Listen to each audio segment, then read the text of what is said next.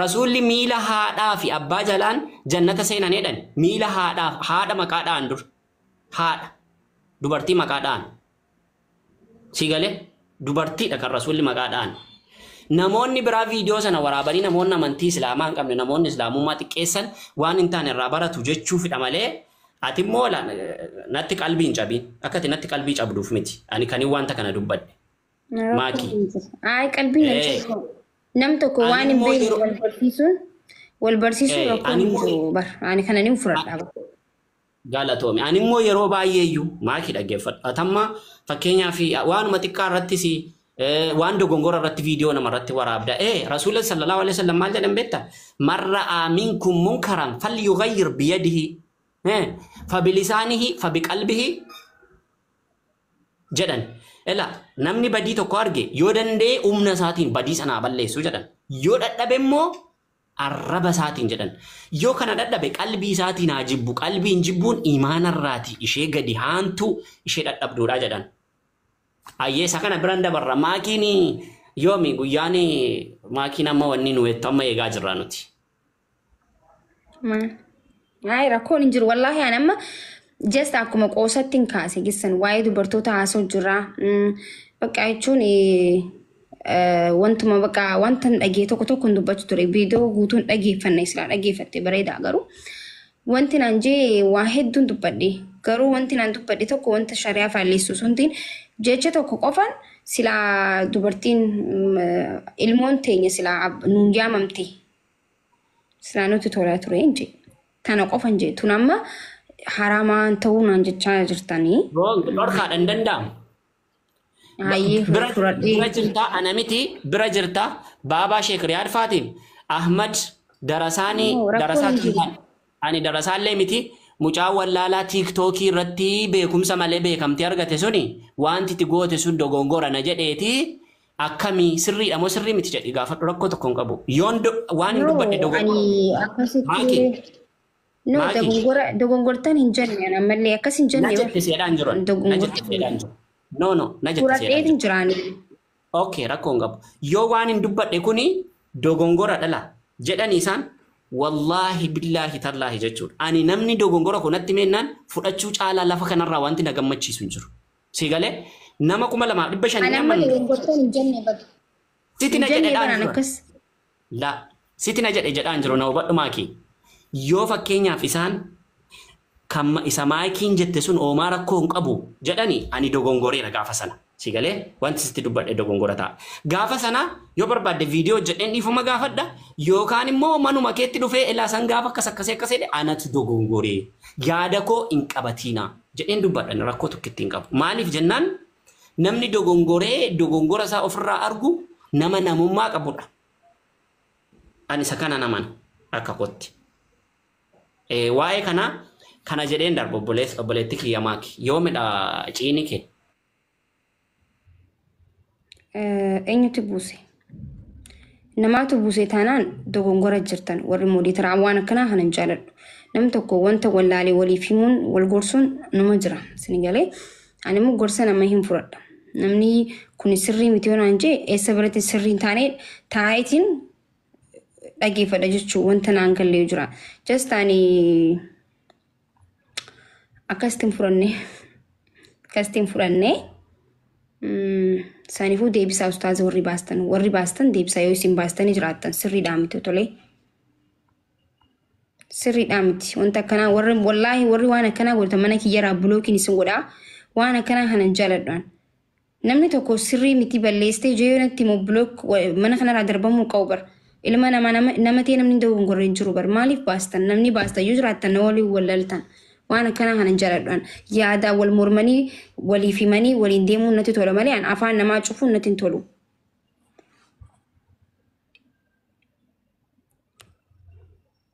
Hin jiranii I don't know maybe nama isintu baasee natti hima.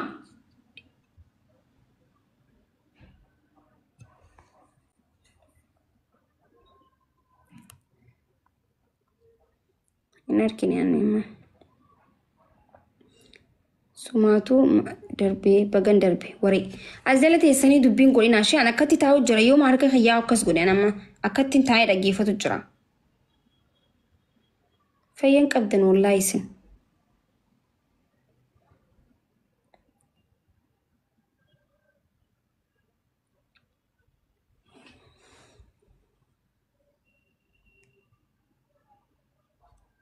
Garuu neetworkii darbee na fakkaata mooditara natti hin fakkaatu gubbarraa natti hin garsiisne bara.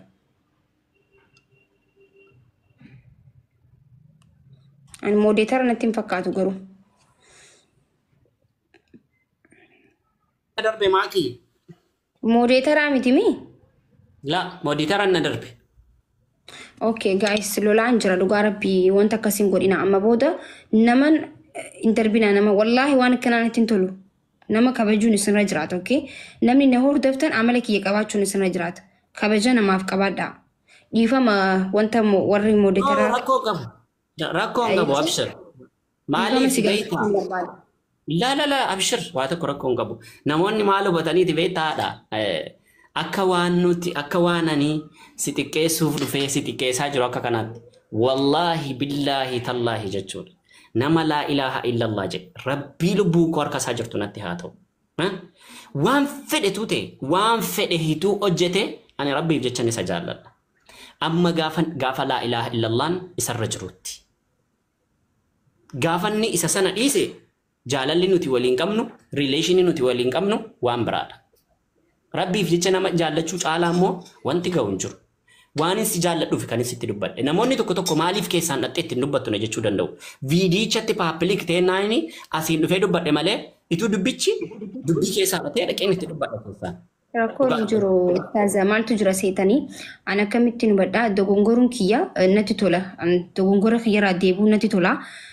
Itti aansuudhaan immoo asirra dhuftee na gaafachuun kan keetillee nan aarsu because namoonni akka kiyyatti osoo hubatiin sila akkas ta'e jee boorullee hin jenne asumaanuu barumsa ta'aa fi namoonni asilleen booru silaa jee akka waayyaanne dhorka akka ta'e akka baratan taasistee kun immoo rakkoon hin jiru ani namni na gorsu hundi naaf ta'a ani immoo badii ta'ee nu banne jechuudha kanaafuu galatooma nan gammadee jechuun badiin koo irraa akka hin deebi'uuf. Galatoome ulfaadhu rabbi si haa tiksu bakka itti jirtutti akeekaa fi ana miti bar nan beeka ana miti maqaanan itti waamamu sanadha kan namni kabaju si galee maqaanan amma itti waamamu kana namoota hedduuti ambiyoota hedduuf rabbiin itti kabajaa kenne islaamummaa kanaan rabbiin nabi muhammadiin sadarkaa isaanii ol qabe nabi muhammad yatiima turan nama re'ee namaa tiksu turan islaamummaatti rabbi darajaa isaanii ol qabe namni ustaaza jedhamee waamamu kuni amantaa islaamummaa kana keessatti ga'ee leencaa qaba isuma kanaafidha malee kabajaana nama kabajame kuni Ahmad Huseenitti kabajame miti islaamummaatu kabajame islaamummaa kabajuu keef rabbi haa kabaju wallahi diiniitiin duniyaatiin rabbiin si haa kabaju bareedaan duniyaa kanarraa irra guddaan dubartiif kan bareedu mana dhaabuudha mana ijaaruudha mana duniyaaf akhiraatti si jalaa hin diigamne rabbi sitti haa ijaaru. Amiin. Insha Allah yoo achi dhufnu ta'e si gaa bakka ati jirtu dhufnu ta'e si gammanna bakka ati jirtutti insha Allah dafiiti nu agarsiisi kamaali. Insha Allah garuu oguduraa miira keessanii yoon isin aarsee jiraadhe moo dhiifama. Maaki wallahi ani nama akkasii miti. Bar miidiyaa kanarraa naa garta ani nama akkasii miti sitti moo ela wallahi jechuudha sarabbiin kiyya na beeku waan biraa miti an akka bifa koo kana miti akka bifa koo kana gurraacha miti beekta keessi koo alhamdulillah rabbil alamin of faarsuuf miti horiin jechuudhaan ilma baadiyyaadha baadiyyaatti guddadhe yoon kee horii kana na aarsee naan horii dhahe yoonni yeroo nan dha'u sana qaamni isaa sosocho'ee akka wanni ta'uu ta'e qaamni isaa kurrifate wallahi deebeen boo'a maaliif akkas godhe jedhe nama tokko ofitti dallansisee deemuun fedhu duniyaa kanarraa dhugaa dubbachuuf ani kanin wanta kana sitti dubbadheefis kana miti ituu ati mucuq sallaggoote na arrabsite wallahi sitti hin dubbadhu rabbitti na beeka atuu nama akkasii miti wallahi yoomillee sina astaghfirullah nama wallahi nama aalima nama quraana aliif tokko beeku nama bakka jechuun waa'ee amantii irratti wallahi ustaazota fa'a sheekota fa'a namoota guduudatti osoo addunyaan tun galabaxamteetti buus hin fedhu yoo na tumanillee hin tumamaaf inkwani gorfamu miti. Galatoomna. Kabaja guddaan isin qaba. Rabbi si haa kabaju. Waan kana hunda maaliif sitti dubbadha beektaa? Ani takka takkaa jechuudha. Fakkeenyaaf namni amma amala kurra waa tokko sitti himu. Amma sooshaal miidiyaa kanaan fayyadamnu hundi keenya iyyuu jechuudha. Keessumaa ispeeshaalii ijoollee Oromoo kana ijoollee Oromoo torbeetiin ji'aanii waan garaagaraatiin ajandaa uumu jechuudha. Ajandaa garaagaraatu uumamaa. Viidiyoon akkas ta'ee, maarriyyeen akkas ta'ee, viidiyoo abaluu agarree, maaloo agarree jedhu. Kan si ajaa'ibu waan Rabbiin guddaan na beeku guyyaa tokko viidiyoo namaa isaaniidhaan maqaadhaan kana argees hin beeku, bakka itti namni argus hin beeku, wallaahi hin beeku waan kana. Garuu ituun viidiyoo kana arge amma misqaala zarra waa tokko natti hin fakkaatu. Sababni isaa kan kooyyuu tulluu caala badii Rabbitti na dhoske Rabbitti na sattare malee. Itu kan sheedanfuu kan namaa mooqxii jedha Oromoon. Kan kooyyuu badiin guddaa aalima guddaa tokkotu jira. Ibrahim Adham jedhama maqaansaa. Nama jabaadha. Namni kuni nama wayiitiin daa'ima tokkooni mee magaalaa gurguddaa magaalaa namoonni hedduun bal'inaan keessa jiraatan nageessii jedhee gaafate. Dhaqee gaafatee jennaan daa'imni kun aalima kanaan fuutee bakka qabrii geessite. Maaliif as na fiddee? Ani bakka magaalaa gurguddaa gamoowwan gurguddaan jiru nageessinsi jedhee. Jennaan waan hin bakka kana si fidee manni inni dhugaan as kanadha. Bakka qabrii geesse mucaan fuudhee. Maaliif as na fiddeenaan sababaan as fideef yaa sheeka. Manni inni kuni mana maaster pilaaniin hin diigu amma guyyaa dirree qiyaamaatti qabrii kana keessa jiraata. Sababaa kanaafini bakka kana si fidee guddaan asidha, xiqqaan asidha, bareedaan asii, fokkisaan asii, jal'aan asii, qajeelaan asii, mootummaan asii, ambiyaan asii namni hundi bakka kana jira kanaafin bakka kana si fidee. Aalimicha kanatu maal jedhee? Ani jedheen ganama alhamdulillahi rabbil alamin rabbii eebii koo badii koo naa sattarte nagaan na bushite amma yoonaa badii koo ifa nan baasiin alhamdulillah jedhan ganamuma kee. Galgala samma yeroo galgalli dhiyu alhamdulillahi rabbil alamin badii koo hunda naa dhoksite kan nagaan lafa kana naa dhiisiste jedhan. Nama jabaa akkasii. Akka isa ofii keessan qulqulluu malaayikaa rabbii tokko malaayikaa rabbii taatanii badii namaa jala hin deeminaa. Waan takka wanti isin galchuu hin jiru. Obboleessi keessan dogongora hojjete, obboleettiin keessan dogongora hojjette fakkeenyaaf ani yeroo hedduu isa kanarratti garuu wanni qabda natti fakkaata dhiisee bahu. No rakkoon hin jiru waa takka hin qabu. Ishi. Yeroo baay'ee wanti na ajaa'ibu amma viidiyoo akkasiin arge jedhanii dubbatu sooshaal miidiyaa kanarra ba'anii. Viidiyoo sana abbaan viidiyoo sana yoo toobatee toobaa ishee qulqulluu gama rabbii deebi inni nama jannataadha. Yoo waan sanatti hin deemu ta'e nama jannataadha.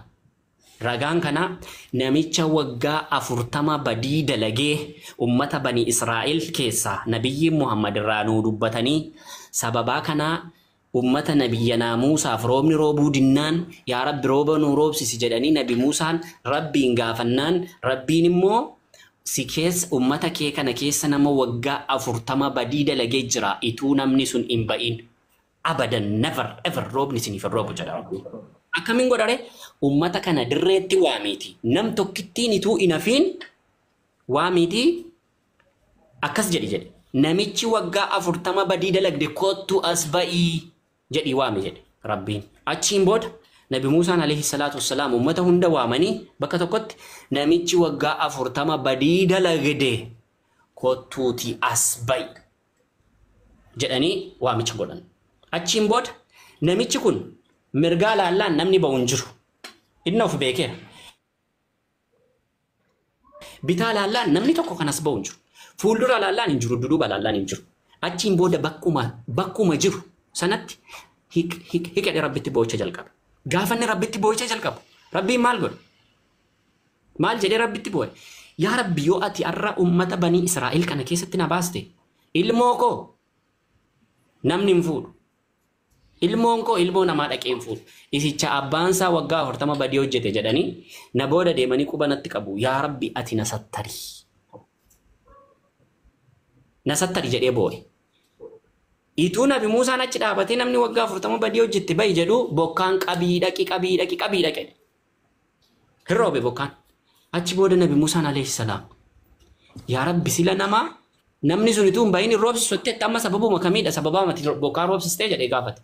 Jennaan sila sababuma namicha sanaan rooba sin dhowwadhe amma immoo sababuma namicha kanaan rooba siniif roobsee jedhe Rabbiin. Achiin booda gabricha isaaf jecha rooba roobsistee isaaf jecha rooban ummata kana dhowwatte. Yaa Rabbi gabricha kana na beeksise jennaani la sin beeksisu jedhe. Innu na sattari jedhe naa dhoksina jedhe akkamittiin iciitii gabricha koo sitti maa jedhe Rabbiin. Ilaa bakka kanatti dhaggeeffadhaa. Nabi Muusaanii ambiyaa Rabbiidha. Nama Rabbiin waliin dubbatu.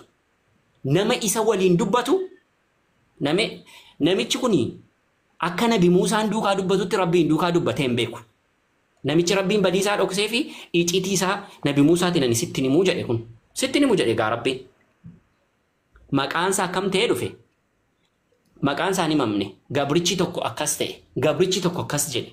Akkas jedhe jedhama malee namichi sun eenyuun akka ta'e Rabbi Nabi Muhammadiinis hin barsiisne, malaayikaa Jibriiliinis hin barsiisne, Nabi Muusaas nabii kamiyyuu hin barsiisne Rabbuma qofatu beeka namni sun eenyuun akka ta'e. Rabbii akkasitti iciitii namaa dhoksudha. Rabbii badii namaa dhoksee irra namaa darbe gabricha sanallee kan jannataa godhedha. Namichi viidiyoon kee akkas ta'ee viidiyoon ishee akkas ta'ee jettanii sinaasotan sun yoo namni sun toobatee gama Rabbii deebe namichi sun milkaa'aadha warra jannataarraadha. Isin warri viidiyoo namaa sana dhaxxanii ilaaltanii sheer walii gootan isinitti immoo isinitti hima dhaggeeffadhaa. Isin yoo Rabbi yoo waan sanarraatii toobattanii hin deebiin isin warra jahannamarraa Rabbi isin taasisa. Sababaansaa guyyaa qiyaamaa namichi kun salaata keessanirraa fudhata namichi isin viidiyoo isaa laaltan. Sooma keessanirraa fudhata namichi isin viidiyoo isaa sheerii gootan. Namichi isin sababaa kanaan miidiyaa irratti baastanii isa arrabsitan. Namitti isin arrabsitan sababaa kanaan miidiyaa irratti baastanii waan inni iciitii keessaan dhoskee dalage fuutanii gadi baastanii jechuudha. Sababaa kanaan salaata keessanirraan fuudhama soomarraa zakaarraa hajjiirraa hundarraa fuudhama. Yoo salaata keessanirraa fuudhamee dhume rasuula dubbate kana. Yoo salaata keessanirraa sooma keessanirraa zakaa keessanirraa hajjii keessanirraa hundisaa fuudhamee dhume kayriin keessan dhibe namichaaf kennamuuf jedhee yoo dhibe badii namicha sanaatu isin irratti fe'ameennaan gara jahannamaatti achi deebitanii sokkitu. Sababaansaa sharxii toobaa keessaati. Sharxii toobaa keessaa haqa namaadha yoo ta'e haqa namaa deebisuu. Yoo qarshii ta'e yoo maqaa namaa xureessuu ta'e. Yoo nama hamatte namicha amatte sana dhiifama gaafachuu.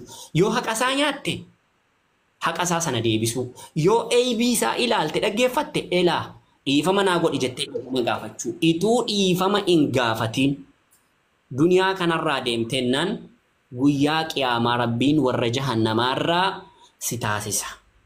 Jahannama jechuun waan salphaa fakkaachuu danda'a.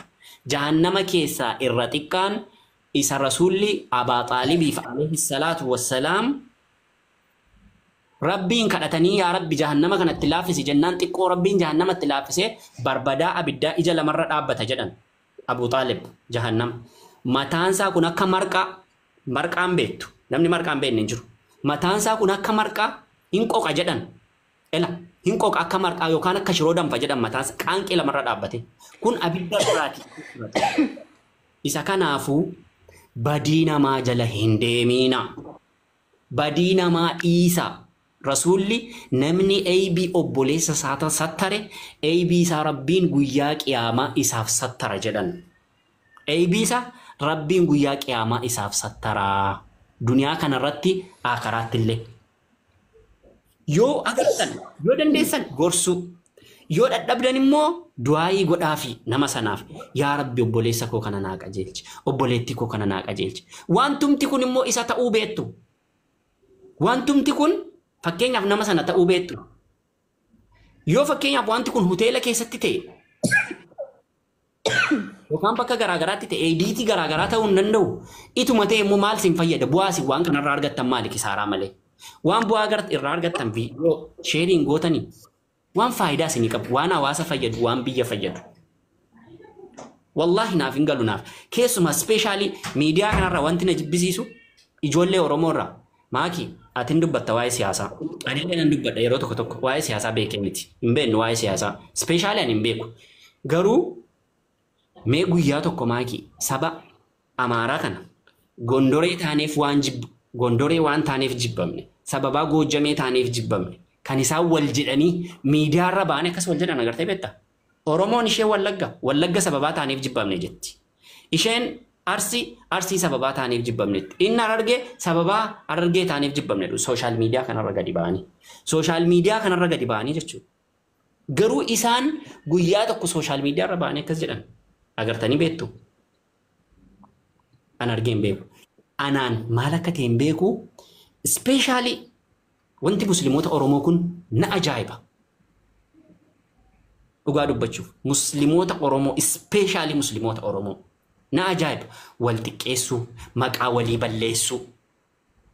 Yeroo hunda amma yoomiitti wanti kun ta'a. Dhaabbadhaa waan kanarraa wanti kun waa takka waan isin fayyadu hin qabu. Tokko waan isin fayyadu hin qabu. Hunda keenyayyuu Rabbi nu haa eegu. Rabbi nu haa tiksu. Rabbi badii keenya waan nuti isatti yakkine hunda nuuf haa dhiisu. Warra wal jaallatu Rabbi nu haa godhu. Warra haalaa fi amalaan wal golfatu Rabbi nu haa godhu. Nasihaa naa dhaami. Ani waasii dhaameera. Akkas jedheesitti dubbadheera. Atis waan obboleessa kee kana gorsitu. Mee na gorsi mee takka. Mee daawaa natti godhi natti maaki. Lakkii waan hin godhullee hin jiru garuu jabaadha akkanumatti dhalootni kun hedduu dhaloota jechuun yoo kaleessa itti himtanis deebi'ee irraanfatudha.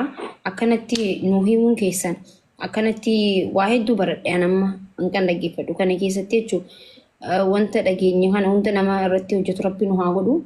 Gorsoota babbareedaa akkana kana osoo itti fuftan gizimoo hundaa'u nutti tola. Ayyee inshaallah wanni tokko irraan ba'a ariifataan jira waan ta'eef nashiidaa manzuumaa raayyaa abbaa macaa tokko waa'ee gorsa tamma itti kanaanii raayyaa abbaa macaatiin manzuumaa keessan kana beektu jennaan isa kana hin beeku jedhanii yeroo waxxaatummaa isaaniidha natti fakkaata. Sanan jedhee bu'a. Na ayyamta? Ara waa hundi ni ayyamamaa rakkoon hin jiru. Manni keessanii abshir. Ayyee. Mana kee karaa rabbaa bareechu manni duniyaa gabaabaadha inshaallah. Gorsa akka qorichaa dafee dawaan ta'uu gurri namaa saqqee qajeelcheen dhaga'uu har'a hin beekamu kan bor dawaa ta'u ilmiin gurgurtaadhaaf baraa gabaan ba'u qaraanaan argamaa malee oduun hin ta'u barbaacha ilmiitiif namni manaan ba'u niyyaan qulqulleessuudha kan rabbiin ta'u ilmii dhabuun ta'u dhiiraa dubartiini kalqitee nu jiraachifnaani yaa rabbii suma faarfamaani faaruu keen dhiisu yaa rahmaani kalqitee nu jiraachifnaani xiqqoon siniif qooda jarreen dargaggoota sodaachuu guddisaa rabbii keessan goofta garii lafti dhiinaan ganda keessa kaataa waan hin taane dhugaa haraamatti nyaata naaf dhiisatu jettee har'a ofiif dhiista humna kan kee jabaa maa lafatti fitta ofitti hin boonini booda of kumatta har'allee dandeessa waan feete hojjetta maaliif gochan taane